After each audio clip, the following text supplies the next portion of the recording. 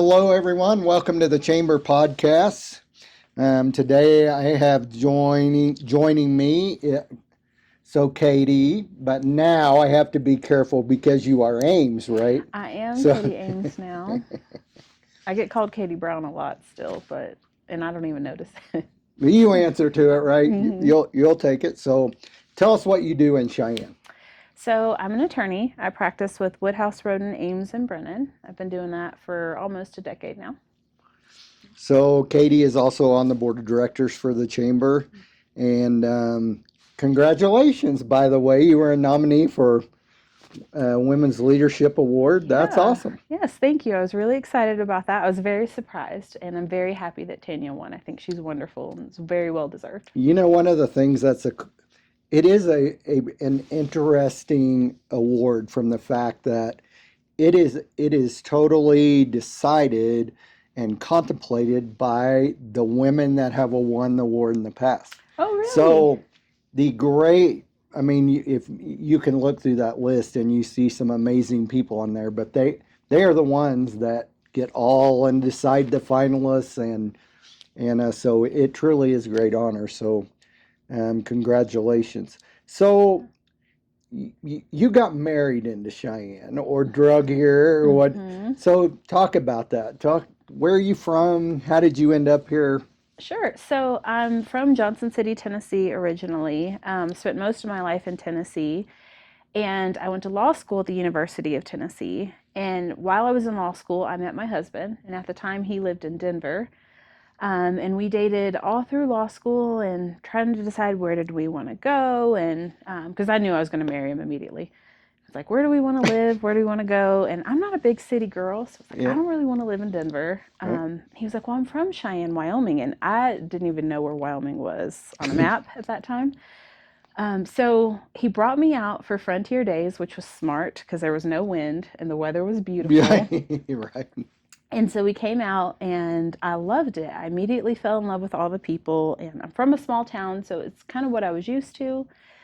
So I came out and said we dated all through law school, and then it's time to graduate. And I was like, let's go to Cheyenne. So yeah, we ended up here, and I have been here ever since. So Brendan Ames is her husband. For those a lot Yes. of you know that, but for some of you that may not. Mm. So, what did you find surprising in the move to Cheyenne? What I'm sure the wind and the cold was a little bit Yeah. astonishing, hmm um, but give me a little contrast with where you had grown up and now you've moved here, raising a family here, and what Yeah. are some of the driving factors that ultimately you and Brendan, while you moved here, you certainly could have moved somewhere else. You've decided to have a child here.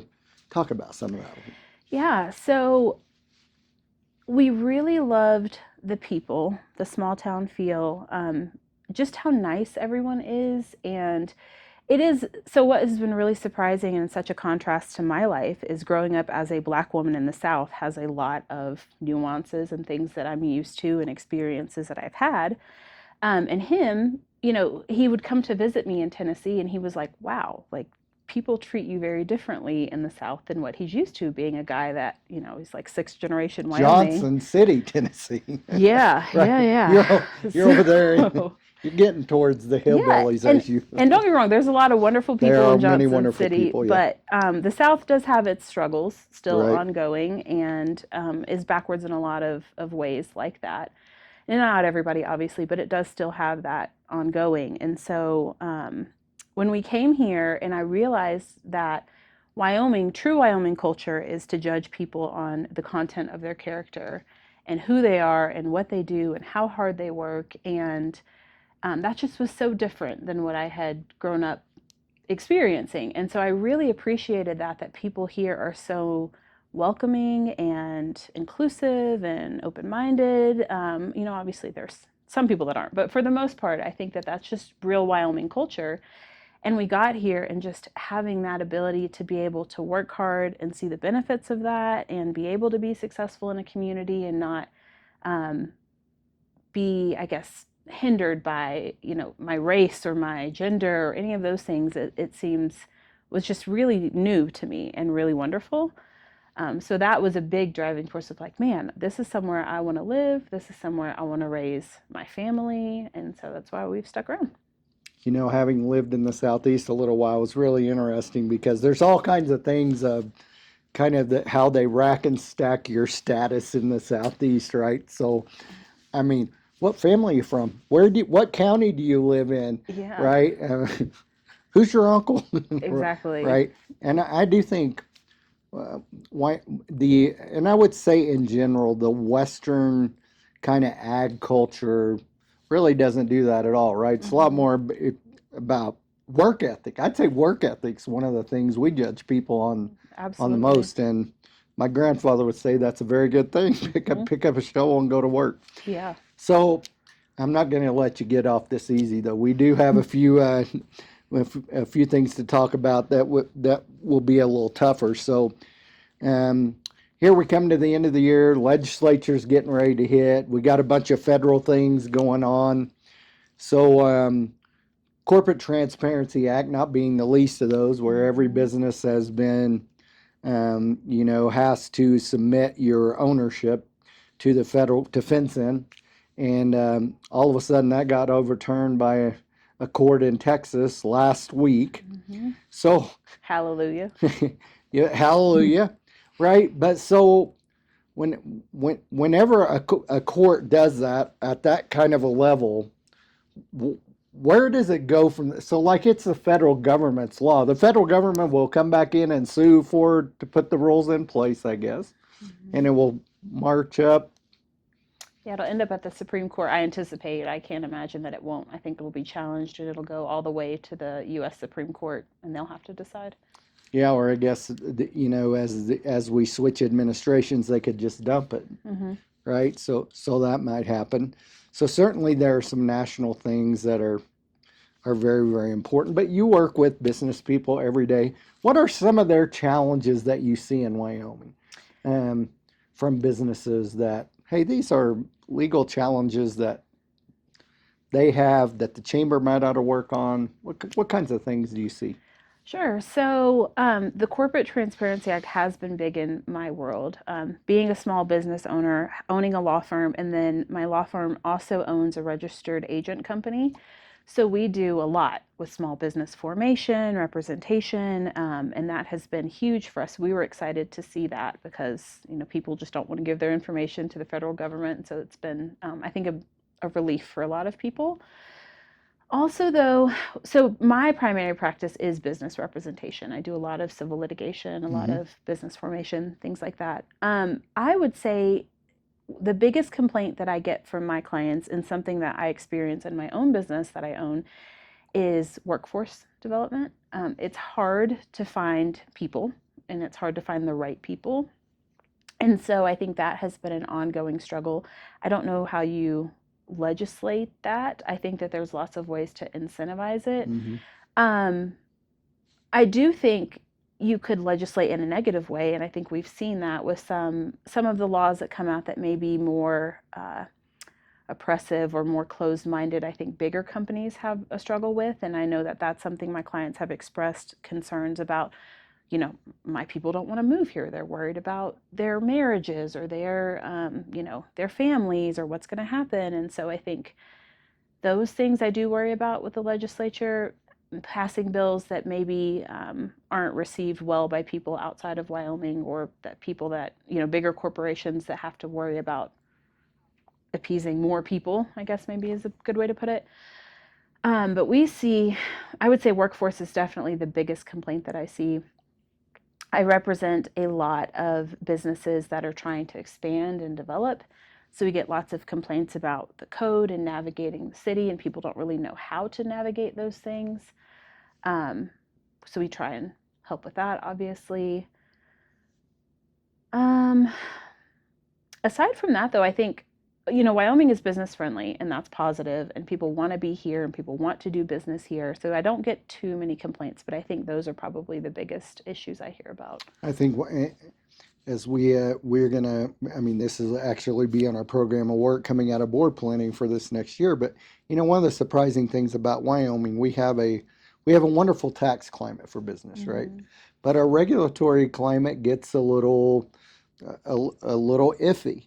And I think part of that is driven by legislation. You mentioned registered agents. There's 3 or 4 bills dealing with registered agents and what their responsibilities might be, that we're going to have to watch in the legislature as it comes up. And there's a lot of unintended consequences, I think, not just here, a lot of places, but by legislation that is written. The most surprising one, I guess I should have thought about this ahead of time, but something that hit, and this was probably 4 years ago, and everybody may remember it, that there was a bill that basically said we want to make sure they're working on schools and public buildings now, but this said you have to let people carry firearms wherever they go, right? Which I think most of us in Wyoming, we own firearms, we're pro firearms, and but one of the downstream impacts of that was I had 5 businesses, large businesses, call me that day and said, "We will pull out of Wyoming if you pass this law." Exactly. And I said, "Well, why would you do that?" Because we were oil. It was in the oil field, military company, but we are forbidden, a couple of them by federal law and the way that was interacting, but also by corporate policy, that their employees cannot carry firearms on the workplace, either because they were around hazardous materials or all these reasons.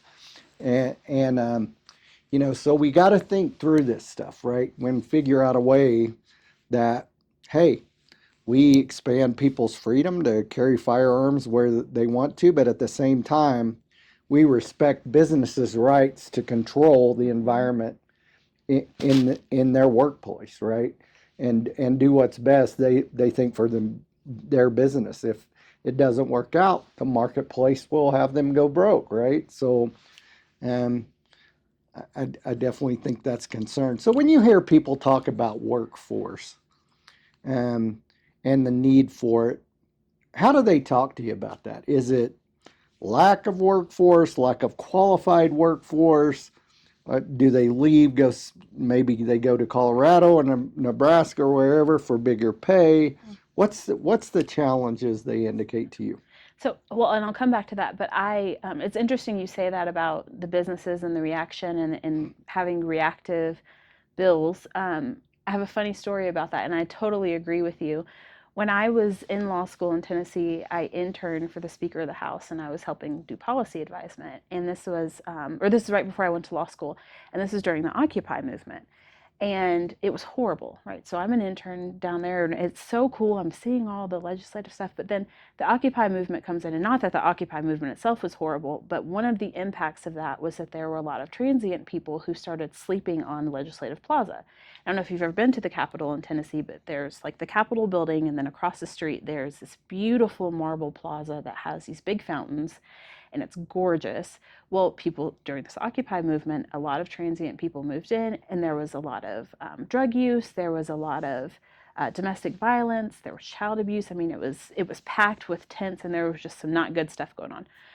So underneath Legislative Plaza was all these offices, and and so the workers and staff people would go out, and they had like these doors that would go out. So you're still underneath the plaza, but you were kind of next to it, and there were Mm-hmm. like smoking sections or sitting places you could kind of go sit outside and eat your lunch.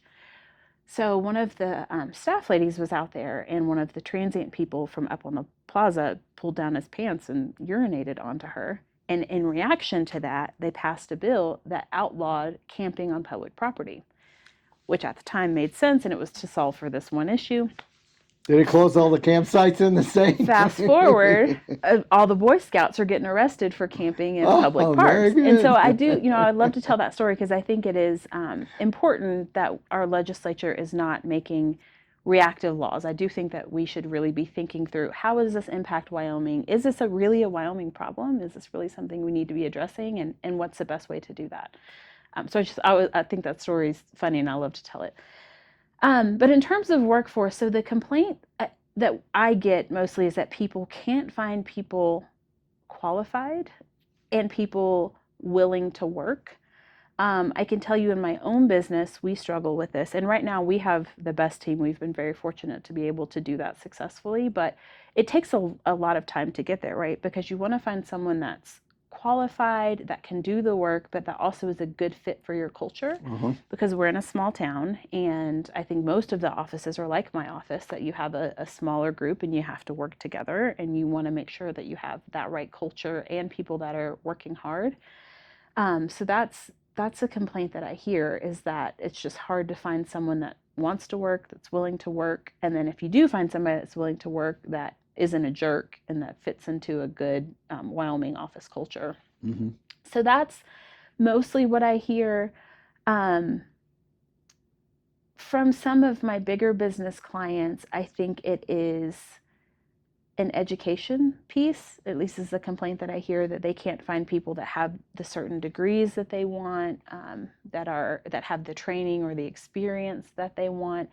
And then I think something that we probably all hear is that a lot of the younger people in Wyoming leave and they go somewhere else. Or even if they get educated in Wyoming and go to UW and get this great education, they move to Colorado, they move somewhere else. And Mm-hmm. so I think it is a retention problem with that talent. We've got to find a way to keep younger talent here. So what the talent retention is something that we've talked about a lot at several of our committees as we are looking at this, advancing Wyoming's business ranking, right? And so something very interesting that has happened that we have to look into is that if you would go back to 2010 and you send a survey to people coming out of college, um, they would,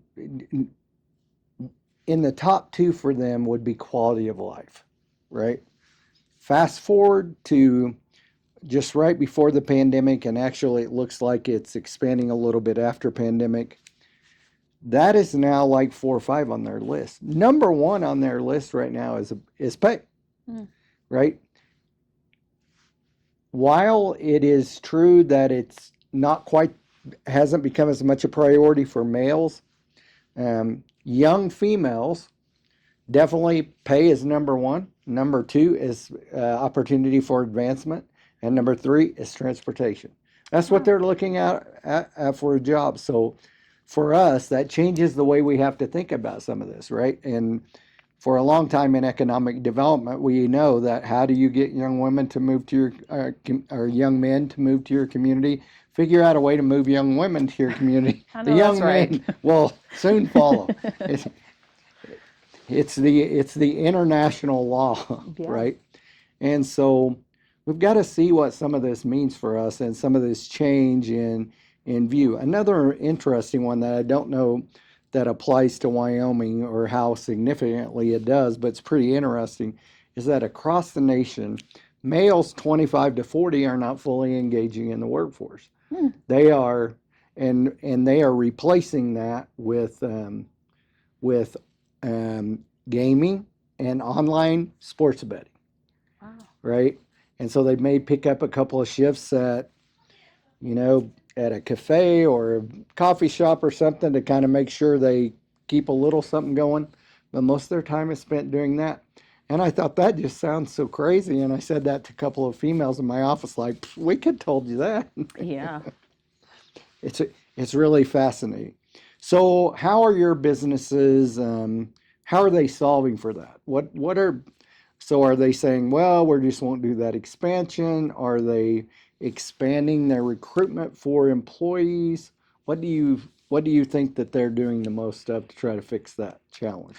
I think whatever they can, whatever we can. I know for us, my partners and I had to be really intentional about how we handle our office. And so we pride ourselves on being very family oriented. We allow flex time. We're super flexible with people's schedules. If you need to come in late, if you need to leave early, whatever that looks like for you, it's kind of like, in our business, it's hourly billing. So it's like however you need to hit your hours, if that is you work in office 3 hours a day and then you work at home at night, or Mm-hmm. you work mostly remotely. Because a lot of people, childcare can be difficult. So you bring your kids to the office if you need to. So we had to really be more relaxed in kind of that aspect, and realizing that life happens and giving people flexibility to travel for funerals or weddings or whatever. And for us, we have been so much more productive by giving people that flexibility and that time. And then also, we have to increase pay, right? Because if you want to have the best talent and you want people that are effective and doing a good job, you have to pay them competitively. I mean, that's not even negotiable anymore. Um, so I think people are changing their mind about how work looks and allowing flexibility. I think that's something that we've all had to do. Um, yeah, and the recruiting piece too. But I think that's something that comes with that recruiting, is being able to offer flexible hours, working from home if you can, if it's a position that you can do it. Mm-hmm. Things like that. Other benefits, we pay for a gym membership. We do, retirement matching. We do health insurance. We have to do all of that. So you can't skirt by anymore. People, and I think people deserve it, right? If you value your employees, we have no problem giving raises or being flexible, because if you get the right people and you want to keep them, I mean, we would do whatever, and they all know that. We joke about that, how we work for them. Actually, they tell us what they want, and we do whatever works for So them. one of the interesting things that has come about since, well, I mean, you've heard it in the last year, especially during the election season, this talk about inflation, right? So if you go back 10 years, actually wages have outpaced inflation in the rest of the world by quite a bit. And yet with all of that, you will hear employees say, well, inflation's killing me.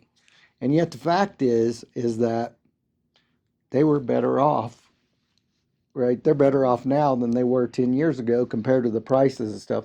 They get paid a lot more. I mean, average family in Cheyenne right now is something like $78,000, which is pretty incredible, right?